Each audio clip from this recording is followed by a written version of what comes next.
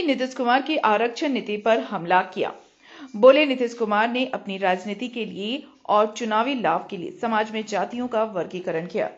जनसुराज के सूत्रधार प्रशांत किशोर ने आरक्षण के मुद्दे पर नीतीश कुमार पर बड़ा हमला बोलते हुए कहा कि जातियों का वर्गीकरण बदलना नीतीश कुमार की राजनीति का हिस्सा रहा है। उन्होंने उदाहरण देते हुए कहा कि कर्पूरी जी की एनेक्सर 1 सूची में आज 23 नई जातियां जोड़ी गई हैं। उन्होंने बताया कि एनेक्सर 2 की जातियों को एनेक्सर 1 में डालना या एनेक्सर 1 की जातियों को अनुसूचित जाति का दर्जा देना नीतीश कुमार की राजनीति का एक हिस्सा रहा है।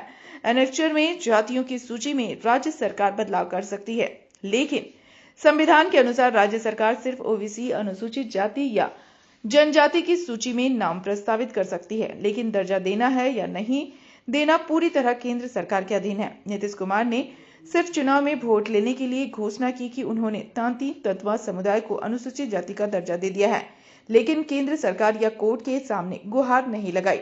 नतीजा यह हुआ कि तांती तत्वा जाति फिर से अत्यंत पिछड़ा वर्ग सूची में शामिल की गई है। 3 जात के लिए आप क्या कहना? देखिए, हम लोग जातियों की राजनीति नहीं करते हैं।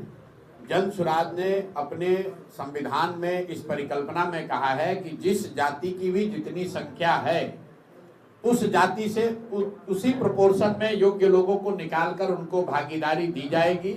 इसमें सभी समाज शामिल हैं। आपने जो 5 समाज की बात कही उसको लेकर मैं जरूर टिप्पणी करना चाहता हूं।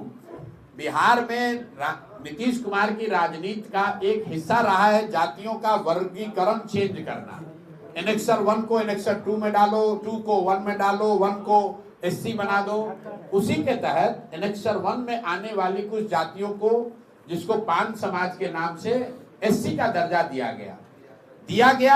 ये सही बात नहीं है, ऐसा दावा किया गया, क्योंकि जातियों का ये जो दर्जा चेंज होता है, कैटेगरी चेंज होती है, इसके पीछे साइंटिफिक स्टडी होनी चाहिए।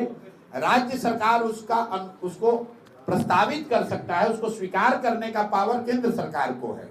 जैसा आपने देखा होगा बिहार में लोहारों के साथ भी ऐसा ही किया गया है। नीतीश कुमार ने वोट लेने के लिए यहां से कह दिया कि हमने 5 समाज को एससी का दर्जा दे दिया। केंद्र के सामने ना उसके पक्ष में साक्ष्य रखा, ना उस केस की पैरवी की।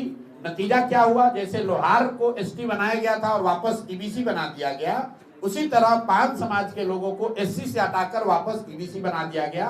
तो एक विशुद्ध तौर पर शॉर्ट टर्म राजनीतिक गेन के लिए नीतीश कुमार ने और नीतीश कुमार की सरकार ने इन जातियों को ठगा है, और इसीलिए ये जातियां आंदोलित है और हम लोग इसके विरोध में हैं। जातियों का जो वर्गीकरण जो चेंज होता है, जो ओरिजिनल एनेक्सर 1 था, जो कर्पूरी जी का था, और जो आज एनेक्सर 1 है, उसमें करीब 23 नई जातियां जोड़ दी गई है। और ये नीतीश कुमार हमेशा ऐसा करते रहे।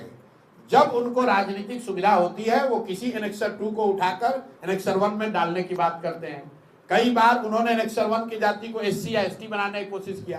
तो जब आप एनेक्सर बदलते हैं, एनेक्सर 2 को एनेक्सर 1 में डालते हैं, वो तो राज्य सरकार का मामला है, इसलिए वो कर पा रहे हैं। लेकिन अगर आप एससी को, ईबीसी को या ओबीसी को एससी या एसटी के दर्जे में डालोगे तो केंद्र से उसका अनुमोदन निश्चित जरूरी है, वो नहीं करा पाए। इसीलिए लोहार के केस में जिसको एसटी बनाया गया था फिर से ईबीसी बना दिया गया, कई बच्चों का नौकरी चला गया, लोग परेशान हुए। उसी तरह से 5 समाज को भी इन्होंने कहा कि हमने एससी बना दिया।